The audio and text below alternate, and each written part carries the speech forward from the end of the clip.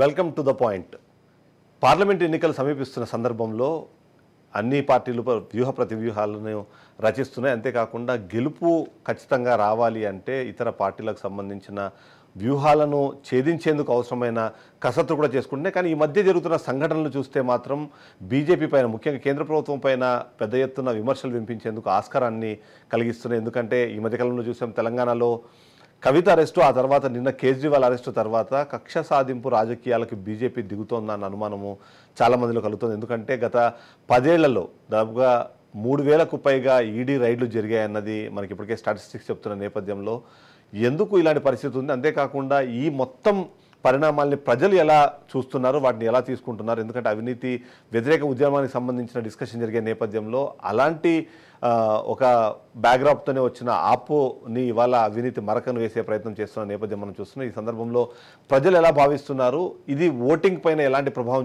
చూపించే అవకాశం ఉంది అన్న విషయంపైన ఇవాళ మనము చర్చను చేపట్టాము. ఈ చర్చలో మనతో పాటు జాయిన్ అయ్యారు టి లక్ష్మీనారాయణ గారు, రాజకీయ విశ్లేషకులు, అలాగే మనతో పాటు రఘునాథ్ బాబు గారు, బీజేపీ సీనియర్ నాయకులు, అలాగే తులసిరెడ్డి గారు, కాంగ్రెస్ పార్టీ ఉపాధ్యక్షులు మనతో పాటు జాయిన్ అయిన సందర్భంలో మనం మొదటగా లక్ష్మీనారాయణ గారి దగ్గరికి వెళ్తే, సార్ నమస్తే. నమస్తే. ఇవాళ చూస్తున్నాం సార్, ఇప్పుడు అంటే పార్లమెంట్ ఎన్నికలకు సందర్భం ఉన్నా లేకపోయినా పార్లమెంట్ ఎన్నికల నేపథ్యంలో ఇప్పుడు జరుగుతున్న కార్యక్రమాలు, ముఖ్యంగా అరెస్టులు, అంటే లిక్కర్ స్కామ్తో అది ఆగట్లేదు, వేరే వేరే ఇష్యూస్లో కూడా మనం చూస్తుంటే ఇప్పుడు బీజేపీ పార్టీ వ్యవహరిస్తున్న తీరును ఎంతో కొంత ప్రజలు గమనిస్తున్నారు. ఆ ప్రభావం రాజకీయాల మీద ఎలా పడే అవకాశం ఉందంటారు? అంతేకాకుండా బీజేపీ ఎలాంటి మైండ్ సెట్తో ముందుకు పోతుంది అనుకోవచ్చు?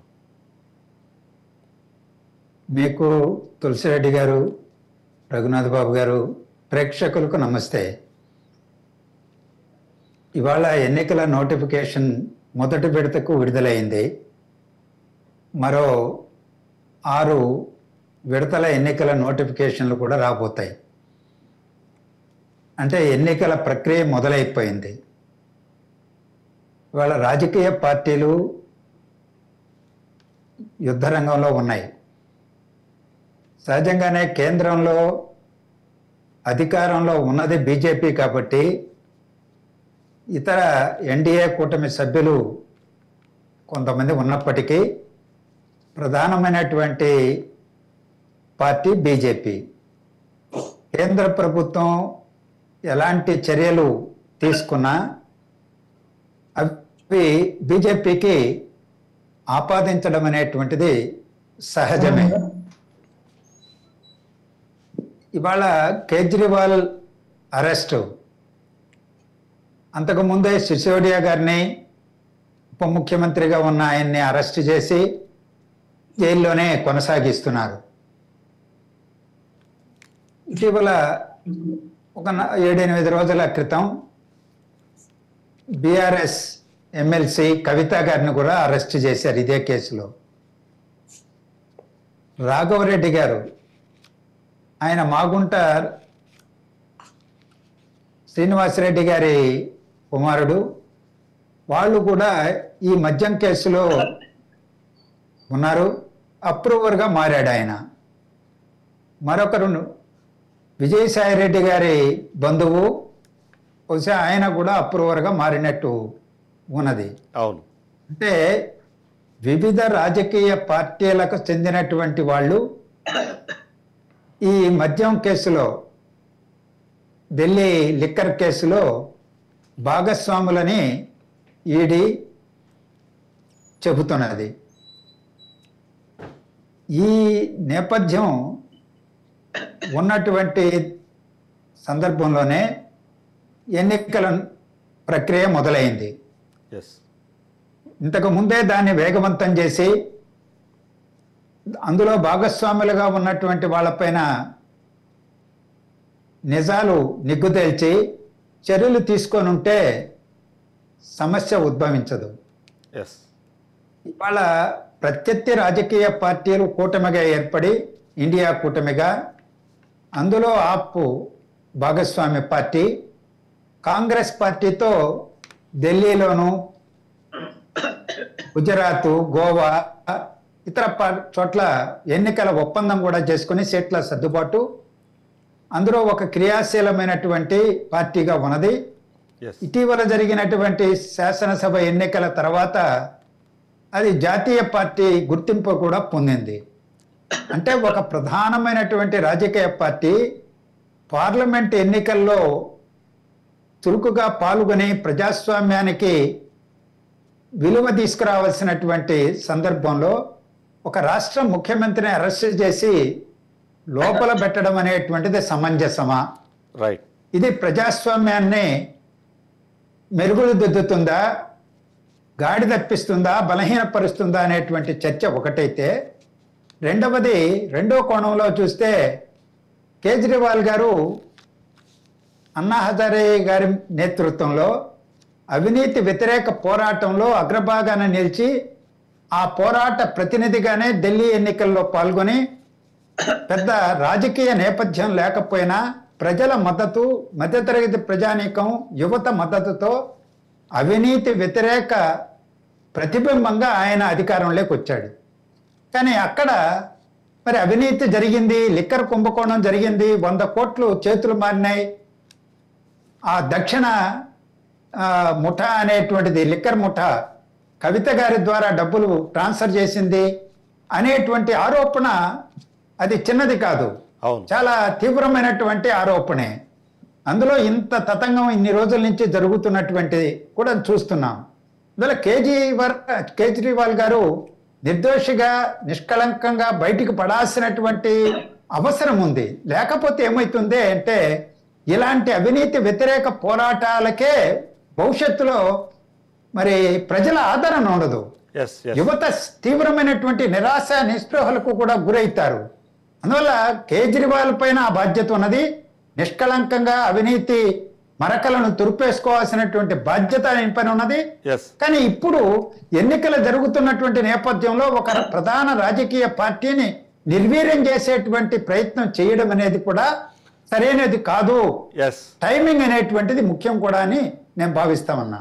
ఒకసారి తులసిరెడ్డి గారి దగ్గరికి వెళ్దాం. తులసిరెడ్డి గారు, ఇప్పుడు మనం చూస్తున్నామంటే కేవలం ఢిల్లీలో ఆ లిక్కర్ స్కాము ద్వారా, అంటే 2 తెలుగు రాష్ట్రాలు కావచ్చు, అటు సౌత్ ఇండియా, నార్త్ ఇండియా అని చెప్పేసి సౌత్ గ్రూప్, నార్త్ గ్రూప్ అని చెప్పేసి కొన్ని చేసుకొని అది చేసిందే కాకుండా ఇవాళ కాంగ్రెస్ పార్టీ అకౌంట్లను ఫ్రీజ్ చేయడము, లేకపోతే ఇప్పుడు ఎన్నికల సమయంలో ప్రతి రూపాయి చాలా కీలకంగా మారుతున్న నేపథ్యంలో ఈ ఎలక్టోరల్ బాండ్స్కి సంబంధించిన డిస్కషన్ కూడా ఈ సందర్భంలోనే బయటికి రావడం, ఇవన్నీ చూస్తుంటే ఎన్నికల సందర్భంలో బీజేపీకి ఏమైనా ఎదురుదెబ్బ తగిలే అవకాశం ఉందన్నది చాలా మందిలో ఒక ప్రశ్న వస్తుంది.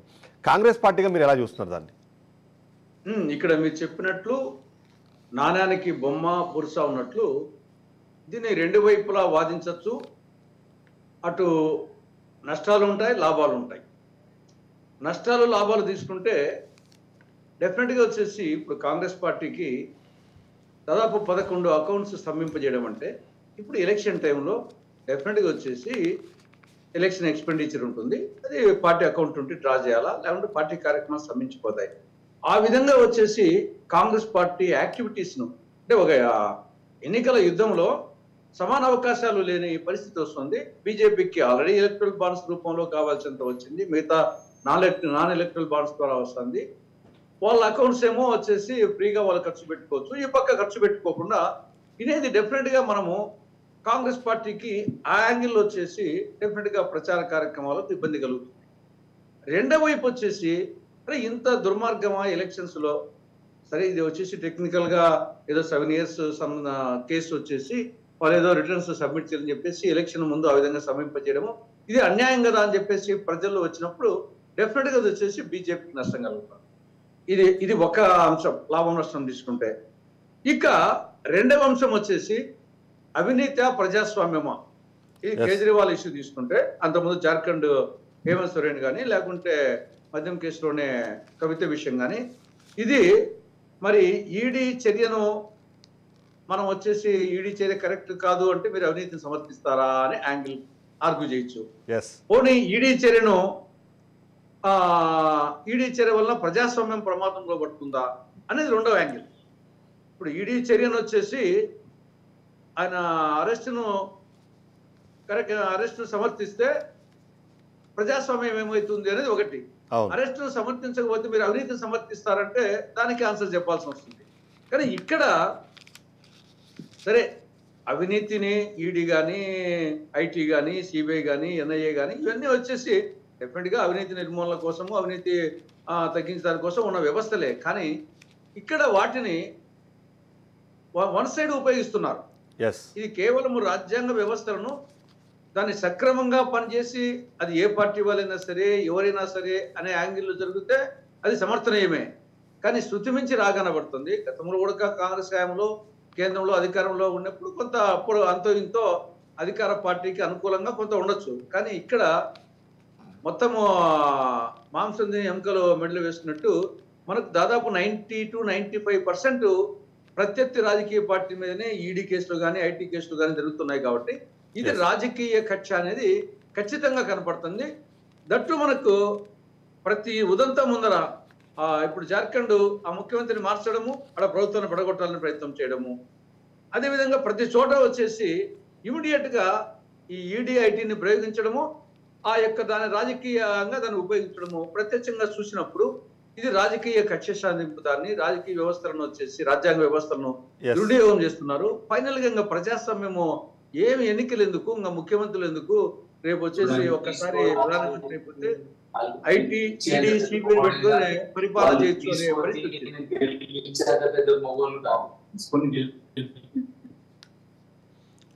రైట్. ఎస్ తులసిరెడ్డి గారు. కాబట్టి ఇప్పుడు ఎలా వచ్చిందంటే రేపు ఏ రాష్ట్రంలో ఏ ప్రభుత్వం వచ్చినా కేంద్రంలో వచ్చేసి ఒకసారి అధికారానికి వస్తే ఐటీ ఈడీ సిబిఐ ఆ మూడింటిని ఉపయోగించుకొని ఆదాని అమ్మాన్ లాంటి వాళ్ళు ఉపయోగించుకొని ప్రధానమంత్రిగా తన క్యాబినెట్ ను కంట్రోల్ చేయొచ్చు. ఒకవైపు డబ్బులు సంచులు, ఒకవైపు వచ్చేసి ఈడీ సిబిఐ ఐటీని ఉపయోగించుకొని ఈ 5 మందిని పట్టుకొని ప్రధానమంత్రి మొత్తం వచ్చేసి 140 కోట్ల మందిని ఆడించవచ్చు అనేది అది బాగా అర్థమైపోతుంది. కాబట్టి ప్రజాస్వామ్యం ఆఖరికి ఏమైపోతుంది దేశంలో అనే ఒక యాంగిల్ అనిపిస్తుంది. రెండవది మరి అవినీతిని అరికట్టకపోతే విచ్చలవిడిగా అవినీతి అయితే దాన్ని సమర్థిస్తారంటే రఘునాథ్ బాబు గారు ఇప్పుడు ఆన్సర్ చెప్పాల్సిన అవసరం. తాడు శ్రీనివాస్ గారు కూడా మనతో పాటు లైవ్ లో జాయిన్ అయ్యారు. ఒకసారి రఘునాథ్ బాబు గారు, ఇక్కడ వచ్చే ప్రశ్న ఏంటంటే, సరే ఇప్పుడు సార్ చెప్పిన సేమ్ పాయింట్, ప్రజాస్వామ్యమా లేకపోతే ఈ అవినీతి వ్యతిరేక ఉద్యమమా, లేకపోతే ఇప్పుడు మీరు ఆల్రెడీ సాగిస్తున్న పాలన మంచిగా ఉందా చెడుగుందా అని ఇవన్నీ ప్రజలు ఆలోచించడానికన్నా ఎక్కువ ఈ కక్ష సాధింపు రాజకీయాలు ఈ సమయంలో ఎందుకు చేస్తున్నారు అన్నది చాలా మందిలో ఒక క్వశ్చన్ మార్క్ రైజ్ అయ్యేలాగా ఈ మధ్యకాలంలో జరిగిన కొన్ని యాక్టివిటీస్ కనిపిస్తున్నాయి. ఏమంటారు దానికి? మీకు తులసిరెడ్డి గారికి, లక్ష్మీనారాయణ గారికి, శ్రీనివాస్ గారికి అందరికీ నమస్కారం. ఇప్పుడు ఈ ఎన్నికల సమయంలో వాస్తవానికి ఒక ముఖ్యమంత్రిని అరెస్ట్ చేయటం అనేది డెఫినెట్గా మాకు అది అధికార పక్షానికి ఎంతైనా కానీ కొంత కష్టమో నష్టమో ఇబ్బందో ఉంటుంది. కానీ ఇది ఒక అవినీతికి సంబంధించింది. అది కూడా అవినీతికి వ్యతిరేకంగా పోరాడినటువంటి వ్యక్తికి సంబంధించింది కేజ్రీవాల్. ఆయన అన్నారతో చేసిన ఇప్పుడు మరి ఎంత కొంత నష్టం ఉంటుంది అని తెలిసినా, రాజకీయంగా నష్టం ఉంటుందని తెలిసినా దాన్ని అవినీతికి వ్యతిరేకంగా పోరాడిన ఆయన కానీ అలా ఆయనే వాలంటరీగా రెడీ చేసుకోండి, నా దగ్గర ఏమైనా ఇన్ఫర్మేషన్ కావాలో తీసుకోండి అని వాలంటరీగా ఉండాల్సింది. కానీ ఆయన చాలాసార్లు నేను రాను, సంబంధం తిరస్కరించడం చాలా తతంగం జరిగినాక ఒక పక్క ఆయన నెంబర్ 2 సిసోడియా ఆయన అరెస్ట్ అయ్యి దాదాపు 6 నెలలు ఏదో అయితే, ఇంకో పక్క ఈయన ఈ కేసులు ఈయన రాను చేయటం కూడా అది కరెక్ట్గా అంతకన్నా ఏది కావాలో అది ఇచ్చేస్తే పోయేది. కావాలంటే రిమైండ్లో తీసుకుని విచారణ చేస్తే కూడా చేసుకునేవాళ్ళు, అది వేరు విషయం. కాబట్టి ముఖ్యంగా మామూలు ఇదే లల్లు ప్రసాద్ ఇంకొకళ్ళు అయితే అంత పెద్ద సీరియస్ కాదు. అవును, కానీ కేజ్రీవాల్ అనేటప్పటికి ఒకటి ఆయన డిస్కషన్ మొత్తం ఆఫీసరు అంటే ఒక వెల్ ఎడ్యుకేటెడ్ పర్సన్, ప్లస్ ఆయన ఈ అవినీతికి వ్యతిరేకంగా పోరాడిన వ్యక్తి, సక్సెస్ అయిన వ్యక్తి. అవును. ఢిల్లీని కాంగ్రెస్ చేయలేని పని ఆయన చేశారు. అలాగే అక్కడ కూడా పంజాబ్లో కూడా 2 రాష్ట్రాలు కూడా చేశారు. దేశవ్యాప్తంగా కొంత బాగానే అవినీతి వ్యతిరేకంగా ఆయనకి గుర్తింపు తెచ్చుకున్నారు. ఎస్. కానీ దురదృష్టం ఆయనే అవినీతిలో ఇరుక్కోవటం, ఈ కేసులు దానికి బలమైన సాక్ష్యాలు దొరకటం, దానికి ఏంటంటే కొందరు అప్రూవర్స్గా మారి ఎస్. ఎలా జరిగింది అనేది చెప్పటం, ఇదంతా ఈ కేసు ఏదో ఓవర్ నైట్ క్రియేట్ చేసి ఇప్పటికిప్పుడు ఫ్యాబ్రికేట్ చేసి ఏదో చేసి కేవలం లోపల పెట్టాలి కాబట్టి లోపల పెట్టాలి అనే విధంగా జరిగింది కాదు. ఎస్. ఎస్. ఇది చాలా తతంగం జరిగింది. రైట్. కాబట్టి దానిలో అవకాశాలు ఎక్కువ ఉంటాయి. రైట్. ఇది అవినీతి కోర్టులో రేపు ఏమి నిర్ణయాలు వస్తాయి అనేది తర్వాత విషయం. బట్ ఇన్వెస్టిగేటింగ్ ఏజెన్సీ తరో కన్విన్స్ అయినాకనే చేయడం జరిగింది. అది కాబట్టి అధికార పార్టీకి నష్టం వచ్చినప్పటికీ ఇన్వెస్టిగేటింగ్ ఏజెన్సీ అంత పూర్తిగా చూద్దాం. అంటే ఇప్పుడు ఎవరైతే ఆరోపణలు ఎదుర్కొంటున్నారో వాళ్ళు ఎందుకు విచారణకు సహకరించలేదు అన్న విషయం పైన కూడా మనం మాట్లాడడం. తాను శ్రీనివాస్ గారు జాయిన్ అయ్యారు కాబట్టి శ్రీనివాస్ గారు మీరు చెప్పాలి. ఎందుకంటే ఎమ్మెల్సీ కవితకు సంబంధించి దాదాపుగా సంవత్సర కాలం పైగా దీనికి సంబంధించిన ఆరోపణలు జరుగుతున్నాయి, విచారణ జరుగుతుంది. విచారణకు హాజరు కామని పిలిచిన ప్రతిసారి ఏదో ఒక సాకు చెప్పుకొని దానికి తప్పించుకునే ప్రయత్నం చేశారు. కాబట్టి ఇవాళ అది అరెస్టు దాకా పోయింది. అరెస్ట్ అది కూడా చాలా నాటకీయ పరిణామాల మధ్య అరెస్ట్ వరకు వెళ్ళింది అన్నది ఒక విశ్లేషణ వినిపిస్తోంది. మీరేమంటారు? సార్, చాలా రోజుల తర్వాత మా తులసిరెడ్డి అన్నకి అక్కడ ఉన్న మిగతా పెద్దలందరికీ కూడా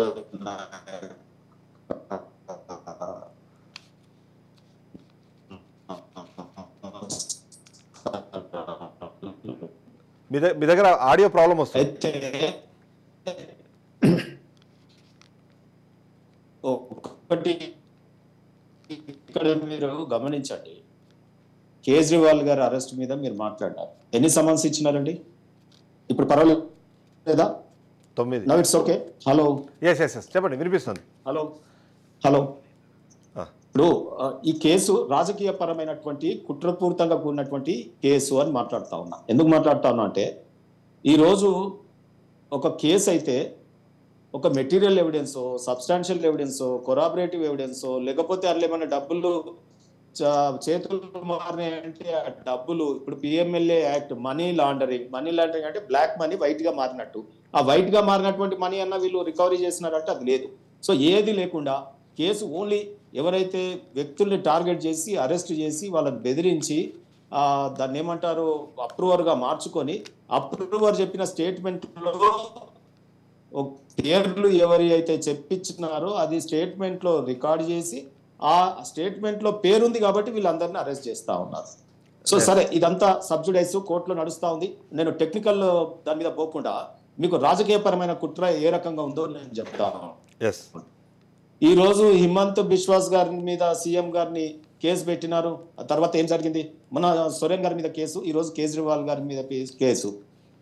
ఒకవేళ ఈ లీడర్లందరినీ కనుక ప్రెజరైజ్ చేసి వారి పార్టీలో మారినా, వారి పార్టీతో పొత్తు పెట్టుకున్నా, వారి పార్టీతో ఏ రకమైన అండర్స్టాండింగ్ ఎన్డీఏ కూటమిలో చేరినా చేర్చుకోరా చెప్పండి మీరు? వాళ్ళు అంటా ఉన్నారుగా ఈరోజు బీజేపీ వక్తలు, చాలా దుర్మార్గమైన కేసు, అవినీతి చేపలు అది ఇది ఏమో మాట్లాడుతున్నారుగా, వీళ్ళు వస్తే చేర్చుకోరా ఒకటి. రెండోది, ఇది రాజకీయ పరమైన కుట్రాన్ని నేను లీడ్ సెంటెన్స్ ఎందుకు చెప్పినానంటే, ఢిల్లీలో ఉన్నటువంటి ఎంపీలు ఒక రోజు ప్రెస్ మీట్ పెట్టి రేపటి కాలంలో ఒక కేసు అవుతుంది, ఆ కేసులో ఆప్ నాయకులు ఉన్నారు, ఆ కేసులో టిఆర్ఎస్ నాయకులు ఉన్నారు, వీళ్ళందరికీ లోపలికి పోతారు, జైల్లో రూములు రెడీ అవుతున్నాయి అని చెప్పి మాట్లాడినారు.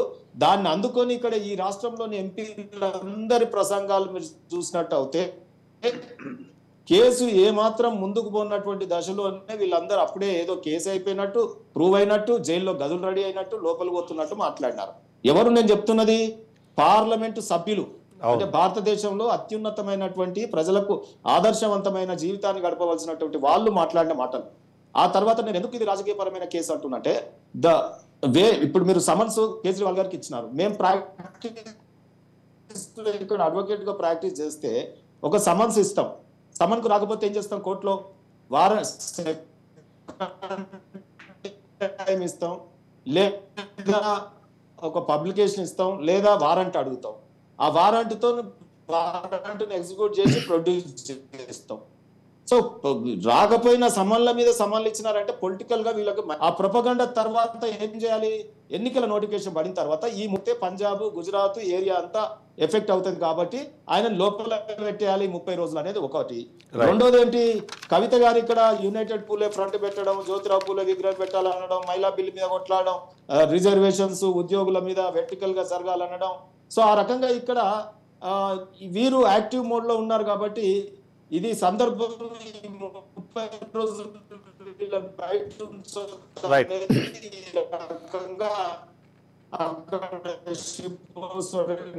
శ్రీనివాస్ గారు మీ దగ్గర సిగ్నల్ ప్రాబ్లం ఉంటుంది, ఆడియో బాగా కట్ అవుతుంది వారిని.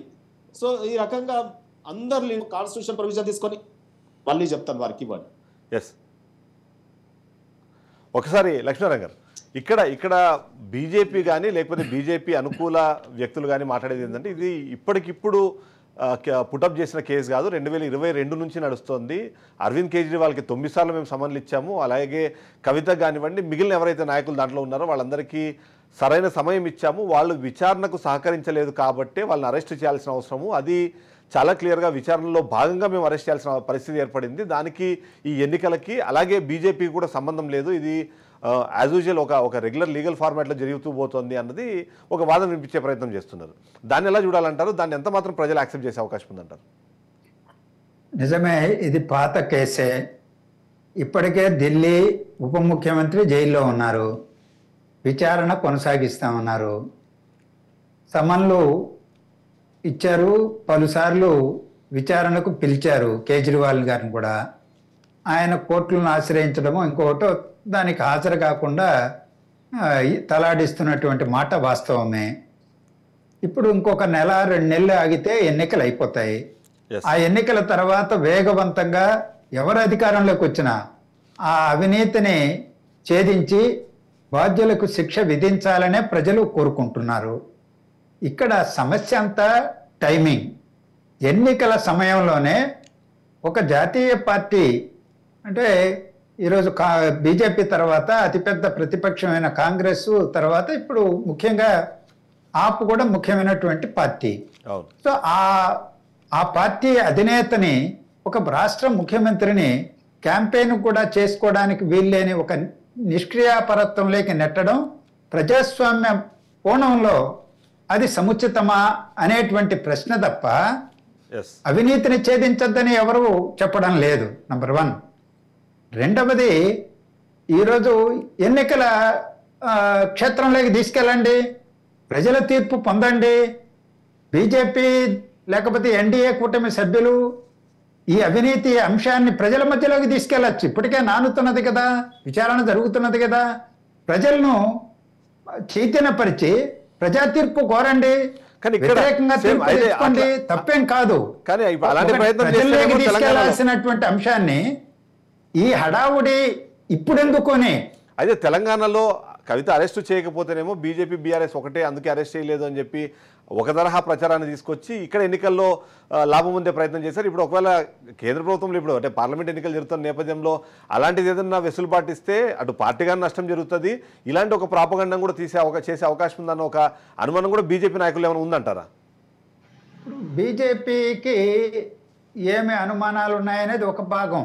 రాజకీయంగా రఘునాథ్ బాబు గారు చెప్పినట్టు కొంత నష్టం కూడా జరగచ్చు, దానికి కూడా మేము ప్రిపేర్ అయ్యాం, అవినీతి కేసుల్ని ముందుకు తీసుకెళ్లాలని అని చెప్పి సరే. కానీ ఇక్కడ బీఆర్ఎస్, అది బీఆర్ఎస్ ఇంకా టీఆర్ఎస్, ఎందుకంటే మిత్రుడు తాడూరు శ్రీనివాస్ గారి వెనకాల టీఆర్ఎస్ అనే బ్యానర్ కనిపిస్తుంది, ఆయన కూడా టీఆర్ఎస్ అన్నాడు. అది బీఆర్ఎస్ టీఆర్ఎస్ నాకు కొద్దిగా ఏదైనా పర్లేదు అని అంటున్నారు, సంతోషం. ఇప్పుడు బీఆర్ఎస్ లో అగ్రనేత కాదు కవిత గారు, కానీ ఆమ్ ఆద్మీ పార్టీకి సంబంధించిన ఉప ముఖ్యమంత్రి లోపల ఉన్నాడు, కేజ్రీవాల్ గారు ముఖ్యమంత్రి, ఆయనే పార్టీ అధినేత, క్యాంపెయినర్. దేశవ్యాప్తంగా వాళ్ళు ఎక్కడ పోటీ చేస్తే అక్కడికి వెళ్ళి క్యాంపెయిన్ చేయాల్సింది. కేజ్రీవాల్ అరెస్ట్కి కవిత గారి అరెస్ట్కి కొంత ఆ, తేడా తేడా ఉంటుంది ఉంది. Yes, ఒకటి. yes, yes. ఒకటి. రెండవది వాళ్ళ మీద ఉన్న అపవాదును తొలగించుకోవడానికి మీరు అన్నట్టు చేసి కూడా ఉండవచ్చు. ఏది బీఆర్ఎస్ బీజేపీ ఒకటే అని శాసనసభ ఎన్నికల్లో ప్రచారం చేశారు, నష్టపోయాం. ఇప్పుడు కూడా మళ్ళా అదే ప్రచారం కొనసాగుతున్నది. దాన్ని ప్రజల దృష్టి మళ్లించడం కోసం చేశారనేది ఒకటి ఉండవచ్చు. అవును. లేదా ఈరోజు బాండ్లు ఎన్నికల నిధులకు సంబంధించి పోగేసుకోవడానికి బాండ్లు సుప్రీంకోర్టు ఒక తీర్పు ఇచ్చింది, చారిత్రాత్మక తీర్పు. పదే పదే వెంటబడ్డారు, మీరు ఎస్బీఐని మీరు వివరాలతో అన్ని ఇవ్వాల్సిందే, నంబర్లతో సహా ఇవ్వాల్సిందే అని. అవును. ఈరోజు ఇచ్చిన తర్వాత ఏం తేలింది? బీజేపీకే దాదాపు 7-8 వేల కోట్ల రూపాయలు వచ్చాయి. అందులో అదే అధికారికంగానే అంత వస్తే ఇంకా అనధికారికంగా అనఫిషియల్ అమౌంట్ ఎంత వచ్చిందో తెలియదు, బ్లాక్ మనీ. అవును. ఎందుకంటే బ్లాక్ మనీని వెంటాడుతున్నామని చెప్పి మోడీ గారు అంటున్నారు, అది ఎక్కడ తుదముట్టించబడాల. బ్లాక్ మనీ చలామణి అవుతూనే ఉన్నది. Yes. లేకపోతే ఎన్నికల్లో ఇంత వందల కోట్లు ఏ విధంగా ఖర్చు పెట్టగలుగుతున్నారు ఒక్కొక్క క్యాండిడేటు అంటే బ్లాక్ మనీ ఉన్నది. ఆ బ్లాక్ మనీ ఎంత చేరిందో అధికారంలో ఉన్న పార్టీకి ఎవరికీ తెలియదు. ఈరోజు అలాంటి పరిస్థితి ఒకవైపున బీజేపీని వెంటాడుతున్నది కాబట్టి దేశ ప్రజలను దృష్టి మళ్లించడం కోసం కూడా ఈరోజు కేజ్రీవాల్ని అరెస్ట్ చేసి ఉండవచ్చు అనేటువంటి ఆలోచన భావన ప్రజల్లోకి వస్తున్నది. చూడండి, ఇప్పుడు తులసిరెడ్డి గారు ప్రస్తావించారు, వాళ్ళ అకౌంట్స్ని ఫ్రీజ్ చేశారని. నిన్న రాహుల్ గాంధీ గారు మాట్లాడుతుంటే విన్నాను, ఫ్లైట్ టికెట్లు కాదు కదా, రైల్వే టికెట్లు కూడా కొనుక్కోలేని పరిస్థితికి మమ్మల్ని నెట్టేశారని, అంటే మా అకౌంట్స్ అన్ని సీజ్ చేశారని. అవును, నిజమే. అలాంటిది చేయాల్సిన అవసరం ఉందా? రాజకీయ పార్టీలు ఆదాయ పన్ను చెల్లించాల్సిన అవసరంలా, ఆదాయ పన్ను రిటర్న్స్ ఫైల్ చేయాలి, వాళ్ళకి ఎక్కడెక్కడి నుంచి ఆదాయం వచ్చింది చెప్పాలి. అంతే తప్ప ఆ రిటర్న్ ఫైల్ చేయలేదు కాబట్టి డిఫాల్ట్ అయినారు కాబట్టి 7-8 సంవత్సరాల తర్వాత మీ అకౌంట్స్ అన్ని సీజ్ చేస్తున్నాం, 136 కోట్లు మాత్రం మేము తీసేసుకున్నామని ఇన్కమ్ ట్యాక్స్ డిపార్ట్మెంట్ చెప్పడం అంటే ఎంత దారుణమైనటువంటిది. ఒక ప్రధాన రాజకీయ పార్టీని నిధులు వినియోగించుకోకుండా అదేమన్నా బ్లాక్ మనీనా? బ్యాంకుల్లో ఉన్నటువంటి డబ్బే కదా, అఫీషియలే కదా, వాళ్లకు మీకు వచ్చినట్టే అధికారికంగా వాళ్ళ కేడర్ నుంచో లేకపోతే ఇతర సంస్థల నుంచో పోగైనటువంటి నిధులే కదా. లేదు వాళ్ళ పార్టీ ఆఫీస్ మీద దాడి చేశాం, వాళ్ళ నాయకుల ఇళ్ల మీద దాడి చేశాం, సొమ్ము దాన్ని పట్టుకున్నామని చెప్పారా? అది కాదు కదా. అందువల్ల దుర్మార్గం ఇది. ఒక్క మాట చెప్పి నేను ముగిస్తా చిదంబరం గారు. ఈ రోజు అవినీతి సమస్య పైనే కర్ణాటక ప్రభుత్వాన్ని కోల్పోయింది బీజేపీ. అవినీతి 40%, 42% అని ప్రచారంలోకి వచ్చింది. మరి కర్ణాటకలో ఎవరి మీదైనా కేసు పెట్టిందా కేంద్ర ప్రభుత్వం? ఈడీ పెట్టిందా? సిబిఐ విచారణ జరిగిందా? ఇన్కమ్ ట్యాక్స్ రైట్స్ జరిగినాయా? ఎవరినైనా కేసులు పెట్టి లోపల పడేశారా దేశంలో ఎక్కడైనా? కేవలం ప్రత్యర్థి రాజకీయ పార్టీల్లోనే అవినీతి పరులు ఉన్నారా? అక్రమాలు చేసే వాళ్ళు ఉన్నారా? మరి పాలక పార్టీలో చేరిపోతానే వాళ్ళందరూ మనం చూసాం. తెలుగుదేశం నుంచే ఎవరెవరు రాజ్యసభ సభ్యులు చేరారో వాళ్ళ మీద అంతకు ముందు ఉన్నటువంటి విచారణ తర్వాత జరగల, ఎందుకు ఆపేశారు? సమాధానం చెప్పాలి. రఘునాథ్ బాబు గారిని అడుగుదాం. అంతకు ముందు ఒకసారి తులసిరెడ్డి గారి దగ్గరికి వెళ్దాం. తులసిరెడ్డి గారు, ఇక్కడ అంటే ఈ వెండేటా పాలిటిక్స్ సంబంధించి డిస్కషన్ జరిగేటప్పుడు మొదలు పెట్టింది కాంగ్రెస్ పార్టీనే. గతంలో సిబిఐని కానీ ఈడీని కానీ అప్పట్లో ఆయుధంగా మలుచుకొని ప్రతిపక్ష పార్టీలు స్వపక్షంలో ఎవరైనా కానీ నోరు తెరిస్తే వాళ్ళందరి మీద ఆ ఆయుధాన్ని ప్రయోగించేవారు అన్నది రెగ్యులర్గా వినిపించే మాట. ఇప్పుడు అది తమ దాకా వస్తే దానికి ఇప్పుడు వాళ్ళకి బాధ కలుగుతోంది అన్నది ఒక ప్రశ్న వినిపిస్తుంది. దానికి ఏం సమాధానం చెప్తారు?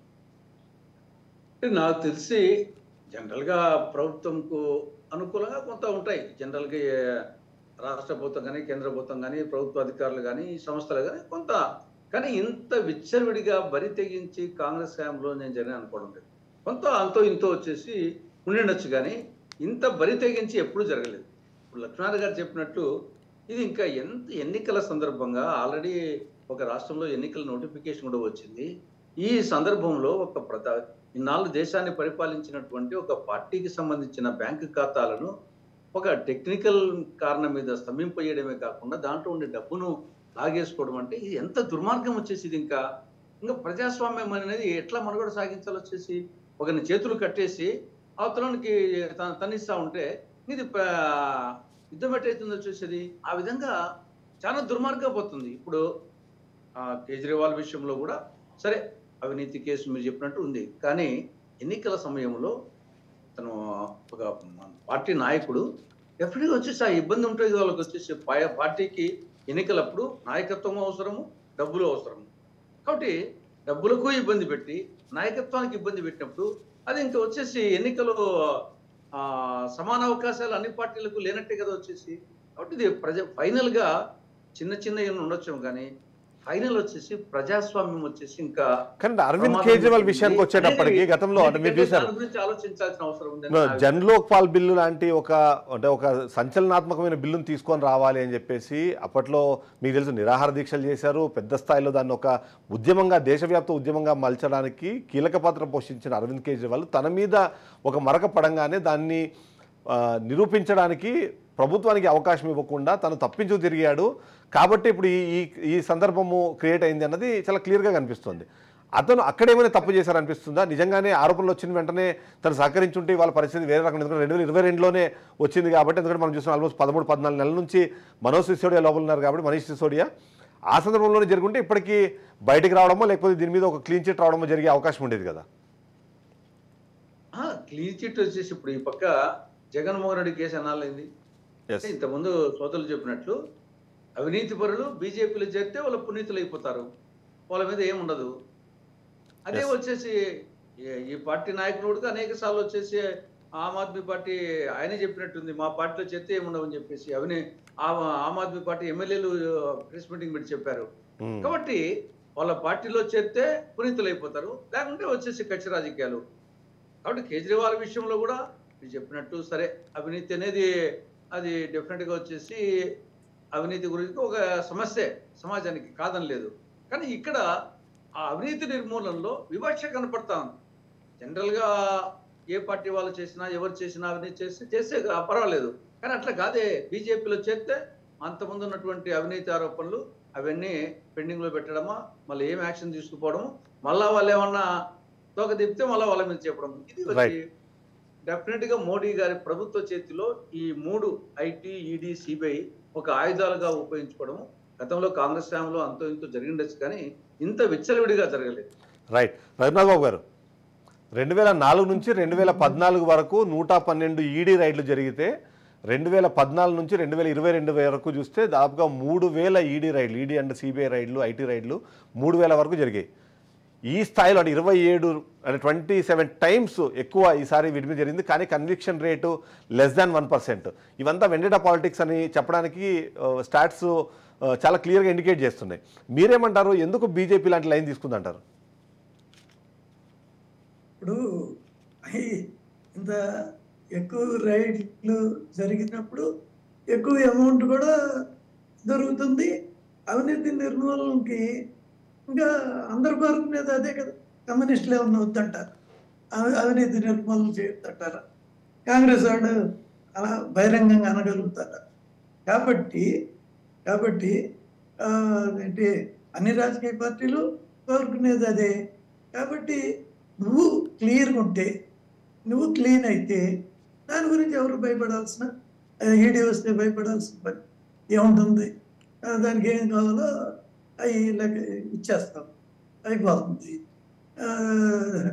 అదేంటి, ఈవెన్ నా మీద వ్యక్తిగతంగా చెప్తున్నా, మా కంపెనీ మీద ఏదో ఇట్లాగే ఈడీ వచ్చిన నోటీసు, దానికి అదేంటి రిప్లై ఇచ్చాము. రిప్లై ఇస్తే టెక్నికల్గా ఏదో కొద్దిగా స్మాల్ డిలే, దానికి చిన్న పెనాల్టీ ఫైన్ వేసారు, చిన్నది స్మాల్, అది క్లోజ్ అయింది. అంటే ఒక్కోసారి తెలియక మనకి చేసే చిన్న తప్పులు ఉండవచ్చు, అవి ఎక్స్ప్లెయిన్ చేసుకుంటాం. దానికి ఉన్న సెక్షన్స్ ప్రకారం దానికి ఏం శిక్ష పడుతుందో అది పడుతుంది. కానీ దానికోసం రేట్లు చేయొద్దు, ఈడీని చేయొద్దు, ప్రయోగిస్తున్నారు, అది కరెక్ట్ కాదు. తర్వాత రాజకీయ కక్ష, ఇందాక లక్ష్మణ్ గారు అన్నారు. ఇప్పుడు లాంగ్ రోప్ ఇచ్చినాకే ఇది రాజకీయంగా నష్టం, అధికార పార్టీకి నష్టం వచ్చే అవకాశం ఉన్న అంశం అయినా కానీ ఈడీ చేస్తుంటే దాన్ని మేము కాదు, నువ్వు ఇప్పుడు చేయొద్దు, తర్వాత చేస్తూలే అని అనలేం కదా. ఆ రకంగా వాళ్ళని కంట్రోల్ వాళ్ళని చేయటం అది కరెక్ట్ కాదు కదా. సరే, ఒకవేళ అది రాజకీయ కక్ష, రేపు ఆయన ప్రచారం చేసుకోవడానికి వీల్లేదు, అవకాశం లేకుండా పోతుంది, వెంటనే బెయిల్కి వెళ్ళవచ్చు, బెయిల్ కూడా రావచ్చు. ఆ అంశం మీద ఎలక్షన్ అయినాకే మొదలు పెట్టండి, అప్పటి వరకు ఇవ్వండి అని బెయిల్ కూడా చాలా తేలిగ్గా వచ్చే అవకాశం ఉంది. అయితే ఇక్కడ సమస్య ఏంటంటే పెనాల్టీలు కట్టగలిగే లాంటి చిన్న నేరాలో లేకపోతే చిన్న తప్పులు అనుకోండి, ఏ పార్టీలో వాళ్ళే ఉంటున్నారు, కానీ అది కట్టలేని పరిస్థితిలో ఉన్నప్పుడు బీజేపీ పార్టీ లేదా బీజేపీ కండువా కప్పుకోగానే వాళ్ళు క్లియర్ అయిపోతారు అన్నది కూడా మరొక క్వశ్చన్. ఇప్పుడు ఇందాక జగన్మోహన్ రెడ్డి గారి కేసు అన్నారు. జగన్మోహన్ రెడ్డి గారి కేసు ప్రతి శుక్రవారం అనుకుంటా వాయిదా జరుగుతూనే ఉంది కదా. అది ఆపేశారా, ఎత్తేసారా, స్టేటస్ చేశారా? సుజనా చౌదరి గారు, సీఎం రమేష్ ఇట్లాంటి అయితే లేట్ ఎందుకు అవుతుంది అంటే ఎన్నో కేసులు లేట్ అవుతుంటాయి. నాకు తెలిసి ఇక్కడ రామోజీరావు గారు లాంటి వారి మీద ఉన్న కేసులు, చంద్రబాబు గారి మీద కూడా కొన్ని చెప్తుంటారు. కరెక్ట్గా నాకు డీటెయిల్స్ తెలియదు. ఎన్నో సంవత్సరాలు యాజిటీస్గా ఉండిపోయినాయి. సరే, అయోధ్యలేండి, ఈవెన్ మన ఈ అయోధ్య ఇది ఈ బాబ్రీ మసీద్ అది ఎన్ని సంవత్సరాలు జరిగింది. అదే కాబట్టి మనకున్న న్యాయ వ్యవస్థ ఇంకా వేగవంతం కావాలని మేము కోరుకుంటున్నాం. దానికోసం బహుశా ఈ పార్లమెంటు నెక్స్ట్ పార్లమెంట్లో తప్పకుండా దాని మీద బిల్లు పెడతాం. ఈ అందరూ కూడా ప్రతిపక్ష పార్టీలు కూడా కాదంటే అని నేను అనుకోను, దాన్ని సపోర్టే చేస్తాయి గ్యారంటీగా. ఇప్పుడు కర్ణాటకలో అంత అవినీతి జరిగింది, ప్రజలు ఓడించారు. మరి కర్ణాటకలో కొత్త ప్రభుత్వం వచ్చింది, వచ్చినాక మరి అక్కడ కేసులు పెట్టొచ్చు కదా. ఎవరెవరు ఏమేమి అవినీతి చేశారో ఆ రికార్డ్స్ వాళ్ళ దగ్గర ఉంటాయి కదా. అది రాష్ట్రానికి సంబంధించి అవినీతి. దాని మీద ఏ డిపార్ట్మెంట్లో ఎంతెంత జరిగిందో, ఏ ప్రాజెక్ట్లో ఎవరు ఏం చేశారో దాని మీద కేసు పెట్టుకోవచ్చు కదా. ఇక్కడ కనుక కాళేశ్వరం దాని మీద చేస్తామని అంటున్నట్టుగా అక్కడ కూడా ఈ పాటికి ఏదో చేయొచ్చు కదా. కాబట్టి అది ఆ రాష్ట్ర ప్రభుత్వ బాధ్యత, అంటే కాంగ్రెస్ ప్రభుత్వ బాధ్యత. అంతేగాని టీడీపీ ఎంపీలు బీజేపీకి వస్తే వాళ్ళు పునీతులు అయిపోయారు, సాధ్యం కాదు. ఈ కేసులు ఉంటే ఆ కేసులు ఉంటాయి, నడుస్తాయి. రైట్. తాడు శ్రీనివాస్ గారు, తప్పే చేయకపోతే ఇవాళ జరుగుతున్న పరిణామాలని కక్ష సాధింపు చర్య అని చెప్పే అవకాశం లేకుండా ఉండేది కదా. తప్పు చేయడం ఎందుకు, మళ్ళీ ఇట్లాంటి పరిణామాలు వచ్చిన నేపథ్యంలో వాటిని ఎదుర్కొనే క్రమంలో ఇలాంటి ఆరోపణలు చేయడం ఎందుకు అన్నది ఇవాళ బీజేపీ నాయకులు అంటున్నారు. ఎక్కడో ఒక ఆధారం లేకుండా కోర్టులు అడ్మిట్ చేయడమో లేకపోతే ఇప్పుడు ఈడీ వరకు వెళ్ళడం అన్నది అంత ఈజీ యాక్సెస్, అంత ఈజీ కాదు అన్నది మీకు కూడా తెలుసు. సో ఆ సందర్భంలో మరి ఏమంటారు? చిదంబరం గారు, ఇక్కడ రెండు విషయాలండి. ఒకటి రాజకీయపరమైన చర్చ, ఒకటి లీగల్ ఫ్రటర్నిటీ వాటి యొక్క టెక్నికల్ ఫ్లాస్ మీద లేకపోతే టెక్నికాలిటీస్ మీద చర్చ. సో అది సబ్జుడైజ్ కాబట్టి నేను ఎక్కువ శాతం రాజకీయంగా కొంతసేపు మాట్లాడే ప్రయత్నం చేస్తాను. ఇక్కడ రాజకీయపరమైన కుట్ర అనడానికి ఎవిడెన్సెస్, నేను ఆధారం కూడా చెప్తా ఉన్నాను. ఈ కేసు మొదలైనప్పుడు బీజేపీ ఎంపీలు మాట్లాడిన మాటల తీరు అంటే ఇంకా ఈడీకి దొరకకముందే, సిబిఐ పసిగట్టక ముందే, ఎక్కడ కూడా దీని మీద చేయకముందే వాళ్ళు బయటికి వెళ్ళి వాళ్ళే ఈడీ డైరెక్టర్స్ అయినట్టుగా, ఈడీ ఆఫీసర్లు అయినట్టుగా మాట్లాడిన విధానం అదొక చర్చనీయాంశమైంది దేశంలో, అన్ని రాజకీయ పార్టీలు కూడా. సబ్జెక్ట్ కరెక్షన్, నేను అంటే జస్ట్ ఒక పాయింట్ చెప్తున్నాను. నేను ఆ సందర్భంలో ఢిల్లీలో అంటే అప్పుడున్న లెఫ్టినెంట్ గవర్నర్ కానివ్వండి, లేకపోతే అప్పుడున్న సిఎస్ కానివ్వండి, 147 కోట్లకు సంబంధించిన నష్టం గవర్నమెంట్కి అది జరిగింది అనే పాయింట్ దగ్గర నుంచే ఇది సిబిఐ దాకా పోయిందని మీకు తెలుసు. ఆ సందర్భంలో మొదట కేవలం ఆపు మాత్రమే ఉంది. ఆ తర్వాత ఏదైతే ఆ సీసీటీవీ ఫుటేజ్ గమనించే నేపథ్యంలోనే ఈ సౌత్ గ్రూప్ మొత్తం అంతా అక్కడ ఎంటర్ అయిందన్నది బయటపడింది ఉంది. జస్ట్ సబ్జెక్ట్ కరెక్షన్ మేబీ అంటే సిఎస్ గారు లెఫ్టినెంట్ గవర్నర్ కు రాసినవి అవన్నీ కూడా ఎంపీలకు అసలు ఏ మాత్రం అక్కడ ఫైల్ క్రియేట్ కాకముందే ఎంపీలకు ఎట్లా తెలిసింది, ఎంపీలు ఎందుకు ప్రెస్ మీట్ పెట్టినారు ఒకటి. రెండోది ఏంటంటే ఇక్కడ మీరు గమనించాల్సింది, ఇది తప్పు చేస్తేనే కదా ఇవన్నీ జరుగుతాయి అంటే ఎప్పుడు చెప్తామండి? Until unless it is proved guilty మనం ముందే తప్పు చేసినారని అనలేము. దానికి సెన్సస్ మీరే చెప్పినారు. ఈ రోజు దాదాపుగా ఒక 0.4-0.5% మాత్రమే శిక్షలు పడినాయి, 1% కూడా కాదు. అవును, 0.42% అనుకుంటా. 0.04 అనుకుంటా. సో నేనేమంటానంటే ఇక్కడ ఈ ఈడీ సిబిఐ పెట్టిన కేసులలో ఈ రకంగా జరిగింది. దీంట్లో ఇక రెండు, ఈడీ ఎప్పుడు ఇన్వాల్వ్ కావాలి, సిబిఐ ఎప్పుడు ఇన్వాల్వ్ కావాలి. ఒకవేళ క్రైమ్ అయినట్టయితే సిబిఐ ఎంక్వైరీ చేయాలి. సిఆర్పిసి ద్వారా డ్యూ ప్రాసెస్ ఆఫ్ లా అనేక స్టెప్స్ ఉంటాయి. అట్లా చేస్తే వీళ్ళు ఎక్కడ బెయిల్ మీద వెళ్తారో, ఎక్కడ ఇది జరుగుతుందో అని చెప్పి అది తీసుకోకుండా పిఎంఎల్ఏ యాక్ట్ సుప్రీంకోర్టులో ధర్మాసనం ఆల్రెడీ దీని మీద సమీక్షిస్తూ ఉంది. ఆ తర్వాత దేశంలోని పార్లమెంట్లో కూడా దీన్ని చర్చిస్తూ ఉంది. సో పిఎంఎల్ఏ యాక్ట్లో చాలా దుర్మార్గమైన సెక్షన్స్ ఎమర్జెన్సీలను తరపించే విధంగా ఉన్నాయి. ఇది మంచిది కాదు అని చెప్పి అనేక రాజకీయ పార్టీలు కూడా దాని మీద మాట్లాడుతూ ఉన్నాయి. అటువంటి పిఎంఎల్ఏని తీసుకొని ఈరోజు మరి ప్రాంతీయ పార్టీలను మింగేటటువంటి కుట్ర ఏంటి? ఇక్కడ ప్రాంతీయ పార్టీలను ఎందుకు అంటే ఈ బీజేపీ పార్టీ ఈరోజు 1 లాంగ్వేజు, 1 నేషను, 1 ఎలక్షను, 1 రిలీజియను ఈ రకంగా ఉండాలి అని కోరుకుంటుంది. సో కాబట్టి బీజేపీ ఏం చేస్తుంది, అది ఏకఛత్రాధిపత్యము ఒక కింగ్ లాంటి మోడల్లో, లేకపోతే ప్రెసిడెంట్ రూల్ లాగానో, ఒక రష్యానో చైనా మోడల్లో పోతా ఉన్నది. సో ఎందుకు అంటే వారు తీసుకునే ప్రతి నిర్ణయం వెనకాల మొత్తం దేశంలో 400 ఎంపీలు ఉంటే ఏమైనా చేయొచ్చు అనేది వారి యొక్క కోరిక. రెండోది ఏంటి, ప్రాంతీయ పార్టీలు ఉన్న దగ్గర బీజేపీ పప్పులు ఉడకట్లేదు. ఉదాహరణకు మమతా బెనర్జీ గారు కావచ్చు, లేకపోతే స్టాలిన్ కావచ్చు, నవీన్ పట్నాయక్ కావచ్చు, కేజ్రీవాల్ గారు కావచ్చు, ఇవాళ శివసేననైతే వారు ఏ రకంగా చేసినారో మీకు తెలుసు. అదే రకంగా శిబు సోరెన్ తనయుడు, అతని పేరు ఏమో, ఆయన తర్వాత ఇక్కడ కేసీఆర్ గారు, హేమంత్ సోరెన్ గారు. సో ఈ రకంగా వీళ్ళ దగ్గర ఏమన్నా చేసి ఫస్ట్ వీళ్ళని కొట్టేయాలి.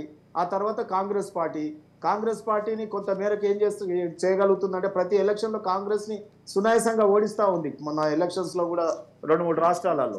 సో ఆ రకంగా కాంగ్రెస్ పార్టీతో ఈరోజు ఉన్నా సరే ఇక్కడ ఈ రాష్ట్రంలో కానీ ఈ నాయకులను మనం కట్టడి చేయాలి. అందులో ముఖ్యంగా ఎంపీ ఎలక్షన్స్లో మనకు 400 రావాలంటే కేజ్రీవాల్ని లోపలేయాలి. మరి ఇక్కడ కవిత గారిని లోపలేస్తే కేసీఆర్ గారు కుంగిపోతారు. సో వారిని వేయాలి. సో ఆ రకంగా మొన్న ఇంతకుముందు హేమంత్ సోరెన్ గారిని మొన్న వేస్తున్నారు. సో ఈ రకంగా వేస్తా ఉన్నారు. నేను ఎందుకని పొలిటికల్ గా ఆరోపణ చేసిన హేమంత్ బిశ్వాస్ని చేర్చుకోవడము, ఆ తర్వాత చేరిన తర్వాత ఆ కేసులన్నీ కూడా స్లో అయిపోవడం. అంటే ఫస్ట్ బుల్లెట్ ట్రైన్ల లాగా ఉరికేటటువంటి వీళ్ళ కేసులు ఆ తర్వాత మాల్గాడి లాగా పోతాయి, ఏది గూడ్స్ ట్రైన్ లాగా పోతాయి అన్నట్టు వాళ్ళు దాంట్లో చేరితే. అది నేనన్నది కాదు. కర్ణాటకలోని ఒక ఎంపీ ఎమ్మెల్యే ఇప్పుడు చాలా రిలీఫ్గా ఉన్నా, నేను ఏం పడితే అవి మాట్లాడుకోగలుగుతున్నా, చాలా చక్కగా ఉన్నా, నేను బీజేపీలో చేరినా నాకు టెన్షన్ పోయిందని మాట్లాడాడు, బహిరంగంగా మాట్లాడాడు ప్రెస్ మీట్ లో. నేనేమంటున్నా అంటే ఇక్కడ రఘునాథ్ బాబు అన్న గారిని నేను చెప్పేది ఏంటంటే ఇక్కడ బీజేపీ పార్టీ ఒక పెద్ద కుట్రకు తెరలేపుతా ఉంది భారతదేశంలో. ఫెడరల్ స్ఫూర్తికి విఘాతం కలిగించే విధంగా 1 నేషన్ మొత్తం ఒకే విధంగా ఉండాలి, మతం ఒకటే ఉండాలి, భాషలు ఒకటే ఉండాలి, హిందీని రుద్దే ప్రయత్నం తమిళనాడులో చేసిన, ఇంకో దగ్గర చేసిన, లేకపోతే ఎలక్షన్ లో 404 వేరే పార్టీలు ఉండొద్దని ఇదంతా ఫ్యాబ్రిక్ ని చెడగొట్టేటటువంటి ప్రయత్నం చేస్తా ఉంది. ముఖ్యంగా కవిత గారి విషయంలో కూడా అదే రకంగా ఇక్కడ యూపీఎఫ్ అని పెట్టి యునైటెడ్ పూలే ఫ్రంట్, నేను కూడా కో కన్వీనర్ ఉన్నాను, ఆ జ్యోతిరావు పూలే విగ్రహం కానీ, లేకపోతే చట్టసభలో బీసీల రిజర్వేషన్ కానీ, లేకపోతే మహిళా రిజర్వేషన్ బిల్లు కానీ, ఉద్యోగ కల్పనలో ఈ రాష్ట్ర ప్రభుత్వానికి ఒక కంట్లో నల్సులాగా పోరాటాలు చేస్తా ఉంది అని డబుల్ టంగ్. నేను ఏమంటున్నా, కాంగ్రెస్ పార్టీకి కూడా డబుల్ టంగ్ అండి. రాహుల్ గాంధీ గారు కేజ్రీవాల్ విషయంలో ఇండియా కూటమి మీద జరిగినప్పుడు, నేషనల్ హెరాల్డ్ కేసు చేసినప్పుడు ఇది ఈడీ సిబిఐ మోడీ పంజరంలోని రామచిలుకలు, ఇది మోడీకి అనుబంధ సంస్థలుగా మారిపోయినాయి బీజేపీ పార్టీకి అని మాట్లాడతారు. తెలంగాణ వచ్చేసరికి మా మీద ఉన్న కోపంతో ఇక్కడేమో చేయాల్సి ఉండే, ఇది చేయాల్సి ఉండే, అది చేయాల్సి ఉండే అని మాట్లాడతా. నేనేం చెప్తా ఉన్నా అంటే ఈ రోజు పంజరం మీ చేతిలో ఉండొచ్చు కాక, మంచి రామచిలుకల్ని మీరు లోపల పెట్టినా సరే రాబోయే కాలంలో మాత్రం దీనికి భారీ మూల్యం. ఎలక్షన్ టైంలో ఇవాళ వీరి భావాలని మీరు కట్టడి చేయలేదు. ఇవాళ కేజ్రీవాల్ ఆలోచనలు కానీ, కవిత గారి ఆలోచనలు కానీ మీరు జైల్లో పెట్టలేరు, పెట్టగలుగుతారు. కంక్లూజన్ వైపు వెళ్దాం, మనం కంక్లూజన్ వైపు వెళ్దాం.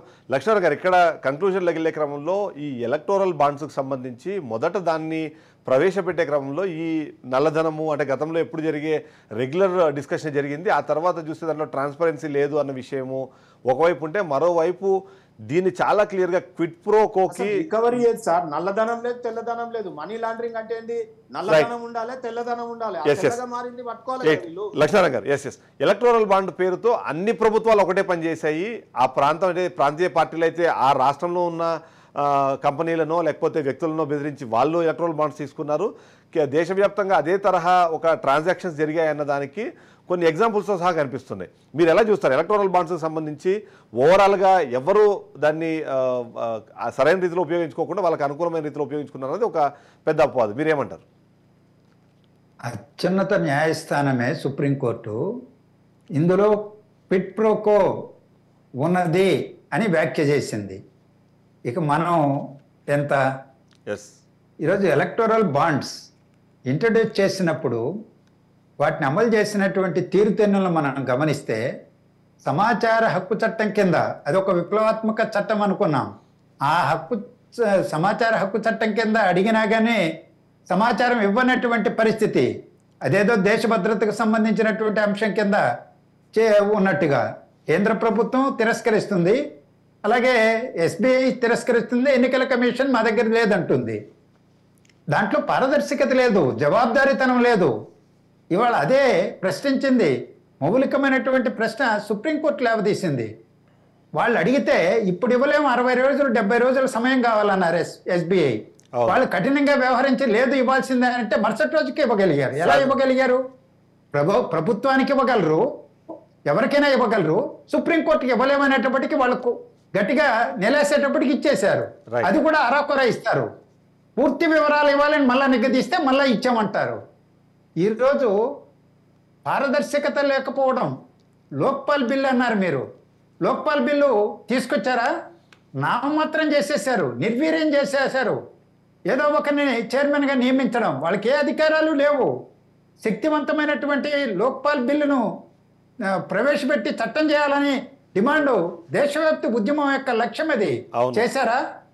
పెద్ద నోట్లను రద్దు చేసి అవినీతిని రద్దు చేస్తామన్న వాళ్ళు, నల్లధనాన్ని రద్దు చేస్తామన్న వాళ్ళు లోక్పాల్ బిల్లుని ఎందుకు తీసుకురాలేదు? ఎవరిని మోసగించడానికి మాటలని చెప్పారు తీసుకొస్తామని చెప్పి. అలాగే ఇటీవల మహారాష్ట్రలో ఒక మాజీ ముఖ్యమంత్రి మల్టీ స్టోరీడ్ అపార్ట్మెంట్ దాంట్లో అవినీతిలో అక్రమాల్లో కూరుకుపోయాడని చెప్పి విమర్శలు చేశారు. అది కేసులు కూడా అయినాయి. మరి ఆయన బీజేపీలో జరగానే ఆయనకు రాజ్యసభ ఇచ్చేశారు కానుకగా, రాజ్యసభ సభ్యుడిగా ఇచ్చారా లేదా? అంటే ప్రతిపక్షంలో ఉంటే అవినీతిపరుడు, ఆయన మీద కేసులు ఉంటాయి. సిబిఐ, ఈడీ, ఇన్కమ్ ట్యాక్స్ అన్ని రైడ్స్ జరుగుతాయి. ఆ పార్టీలోనే చేరగానే అవన్నీ ఆగిపోతాయి, పైపెచ్చు పదవులు దక్కుతాయి. అయిందా లేదా? అభిమానంతో ఇవ్వాల్సిన ఏదైతే విరాళాలు ఉన్నాయో వాటిని బలవంతంగా వసూలు చేశారు. వాటికి ఎలక్టోరల్ బాండ్స్ అనే ఒక పేరు పెట్టారు. అది ఏ పార్టీ దీనికి ఏమి ఎగ్జంప్షన్ కాదు అన్న విషయం కూడా మనకు కనిపిస్తుంది. దాని మీద రాష్ట్రంలో అధికారంలో ఉంటే రాష్ట్ర ఆ పార్టీ, కేంద్రంలో అధికారం బీజేపీ ఉంది కాబట్టి బీజేపీకి, వాళ్ళకే అన్ని దారులు. ఈరోజు ఆదాని ఒక్క మాట చెప్పి ముగిస్తా, ఆదాని కంటే మించినటువంటి కుంభకోణం ఉందా? స్టాక్ ఎక్స్చేంజ్ని కుదిపేసింది, ఆర్థిక వ్యవస్థను కుదిపేసింది. రాఫెల్ కుంభకోణం, ఇలాంటి కుంభకోణాలు ఎక్కడికి పోయినాయి? విచారణ ఎక్కడ ఉన్నది? వాళ్ళ మీద కేసులు ఎక్కడున్నాయి? రైట్. తులసిరెడ్డి గారు, ఇక్కడ ఎలక్టోరల్ బాండ్కు సంబంధించి సరే మనం బీజేపీ పార్టీ మీద ఆరోపణలు చేస్తున్నాం కానీ అదే సందర్భంలో అన్ని పార్టీలు ఒకే తరహా ఏమంటారు క్విట్ ప్రోకో అన్ని చోట్ల జరగడానికి అవకాశం లేకపోయినా అవకాశం ఉన్న ప్రతి చోట క్విట్ ప్రోకోకి పాల్పడ్డారు. లేదు అంటే అక్కడ ఇతరత్ర సమస్యల్ని క్రియేట్ చేసి వాళ్ళని బెదిరించడం ద్వారా కూడా ఎలక్టోరల్ బాండ్స్ కలెక్ట్ చేశారని కూడా ఒక ఆరోపణ స్థానికంగా వినిపిస్తూ ఉంటుంది. దానికి కాంగ్రెస్ పార్టీ ఏమైనా ఎగ్జంప్షనా, లేకపోతే కాంగ్రెస్ పార్టీలో కూడా అలానే జరిగే అవకాశం ఉందంటారా? ఇది వచ్చింది బీజేపీ హ్యాంలో అనుకోండి.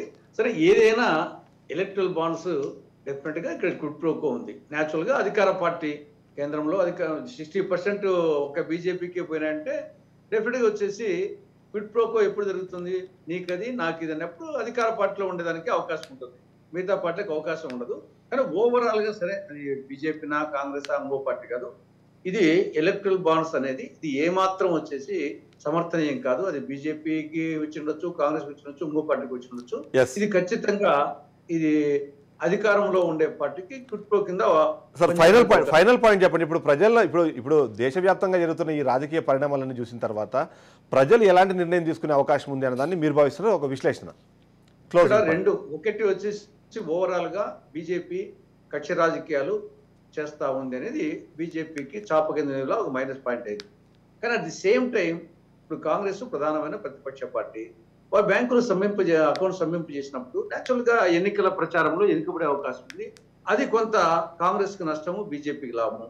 అదేవిధంగా ఇప్పుడు కేజ్రీవాల్ నాయకుడు ఆయన లోపల ఉన్నప్పుడు, ఒక నాయకుడు లోపల ఉంటే న్యాచురల్ గా వచ్చేసి పార్టీని నడిపేది సానుభూతి కొంత ఉండొచ్చు, కానీ పార్టీ నడిపే నాయకుడు లేక ఇబ్బంది కలగచ్చు. కాబట్టి రెండు అంశాలు ఉన్నాయి, ఆ పక్క ఉంది, ఈ పక్క ఉంది. ఎస్ శ్రీనివాస్ గారు, మీరు ఫైనల్ పాయింట్ చెప్పండి. ఇప్పుడు రైట్ రఘునాథ్ బాబు గారు, ఇప్పుడు మొత్తానికైతే ఎటు చూసినా సరే టాప్ 3ని మీరు మార్క్ చేశారు, ఒక్కొక్కరిని ఎలిమినేట్ చేస్తున్నారు అన్నది కొద్దిగా కనిపిస్తుంది ఇందులో క్లియర్గా. కేంద్ర ప్రభుత్వంలోనేమో 1 to 3 అనుకునే పదంటే మీరు 1 అయితే ప్రస్తుతానికి ప్రతిపక్షంలో ఉండే కాంగ్రెస్ పార్టీని అటు నిర్వీర్యం చేస్తున్నారు, 3rd పొజిషన్లో ఉండే ఆమ్ ఆద్మీ పార్టీని కూడా మీరు ఇబ్బంది పెడుతున్నారు. అదే తరహాలో ఎక్కడైతే ప్రభుత్వాలు ఉన్నాయో స్థానిక ప్రభుత్వాల్లో అక్కడ కూడా అదే తరహా ఆలోచనలో ముందుకెళ్తున్నారని ఒక అనుమానం చాలా మంది కలుగుతుంది. సో ఫైనల్గా ఈ ఎలక్షన్స్లో మీకు ఎలాంటి లాభం జరిగే అవకాశం ఉందంటారు? దీన్ని అందరూ ప్రజలు గమనిస్తే ఎంత నష్టం జరుగుతుంది? నాకు పూర్తిగా అర్థం కాలేదు. సరే, మీరు చెప్పింది కొంతవరకే అర్థమైంది. సరే, ఏది ఏమైనా ఒకటి, ఇప్పుడు ఎన్నికల ముంగిట్లో ఉన్నాం, రేపు ప్రజా తీర్పు ఈ అంశాలన్నీ కూడా పరిగణలోకి తీసుకునే మన తీర్పు వస్తుంది. చూద్దాం. మన డెమోక్రసీ చాలా బలీయమైంది, చాలా గట్టిది. మనమే చూసాం, ఒక సమయంలో ఇందిరాగాంధీని పార్లమెంట్కి లోక్సభ ఓడించారు. అంటే అత్యంత బలీయమైన వ్యక్తి ఈ దేశంలో. తర్వాత ఎన్టీ రామారావు గారి రాష్ట్రంలో అత్యంత బలీయమైన వ్యక్తి, ఆయన అసెంబ్లీకి ఓడించారు. మొన్న చూసాం, మరి ఒక సీఎం, కాబోయే సీఎం పోటీ పడుతున్న చోట ఒక సాధారణ వ్యక్తి, ఆయన పార్టీ బీజేపీ వీక్ అయినప్పటికీ రాష్ట్రంలో వాళ్ళిద్దరిని ఓడించి అంటే ప్రజలు ఆయన గెలిపించారు. ఇవన్నీ నేను ఎందుకు చెబుతున్నానంటే, మన డెమోక్రసీ చాలా బలమైంది, సమర్థవంతమైంది అనే దానిలో పెద్ద ఎవరికి డౌట్ లెక్కర్లా. మనకి మనం అవమానపరచుకోగలం. కాబట్టి అది రేపు తెలుస్తుంది. అది మోడీ జవాబుదారీతనంగా చేస్తున్నాడా, అవినీతి చేస్తున్నాడా, సంపాదించుకుంటున్నాడా, ఈ ప్రజలు రేపు ఓటు ద్వారా వాళ్ళు తెలియజేస్తారు. ఇకపోతే ప్రాంతీయ పార్టీలు ఉన్న చోట అని ఇందాక శ్రీనివాస్ గారు ఒక మాట అన్నారు. అసలు ఫస్ట్ ఆఫ్ ఆల్ వాళ్ళు టీఆర్ఎస్ఏ ఒక జాతీయ పార్టీ అయింది, అది ప్రాంతీయ పార్టీ కాదు. No more. అది సరే, టీడీపీ ఎప్పుడో అయింది అనమాట. ఇంకా ఆ రకంగా ఈవెన్ ఈ కేజ్రీవాల్ పార్టీ కూడా అది ప్రాంతీయ పార్టీ కాదు, జాతీయ పార్టీ గుర్తింపు కూడా వచ్చింది దానికి. అవునవును, అదే ఇక్కడ కొన్ని ప్రకటించుకున్నారు, కొద్దిమంది అర్హత సంపాదించుకున్నారు. ఏంటంటే ప్రాంతీయ పార్టీలు ఉన్న చోట ఏదో బీజేపీ ఎదగదనం ఇంకోటి అదేమీ కాదు. ఈ అట్లాంటి అందుకే నా ప్రశ్న అదే అన్నా నేను మీతో. కేంద్ర ప్రభుత్వంలో మీకు పోటీగా వచ్చే అవకాశం ఉన్న కాంగ్రెస్ పార్టీనేమో అకౌంట్లు ఫ్రీజ్ చేసి మీరు వాళ్ళని నిర్వీర్యం చేశారు. ఆ కెపాసిటీ ఉన్న అంటే ఇవాళ ఏది కేంద్ర ప్రభుత్వంలో అంటే మీతో పోటీ పడే ఆప్నేమో తీసుకెళ్లి వాళ్ళ చీఫ్ని తీసుకెళ్లి మీరు జైల్లో పెట్టారు. చిదంబరం గారు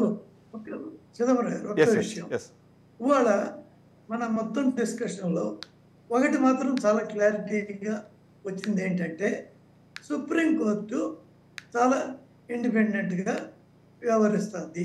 సరే, అట్లీస్ట్ న్యాయ వ్యవస్థ అయినా మిగిలిన వ్యవస్థలు కాకపోయినా అదేంటి ఒకవేళ ప్రభుత్వం కంట్రోల్లో ఉన్నప్పుడు ఉన్నాయని ఆరోపించినప్పటికీ సుప్రీంకోర్టు లేదు అనేది మనందరం కూడా మాట్లాడుకున్నాం.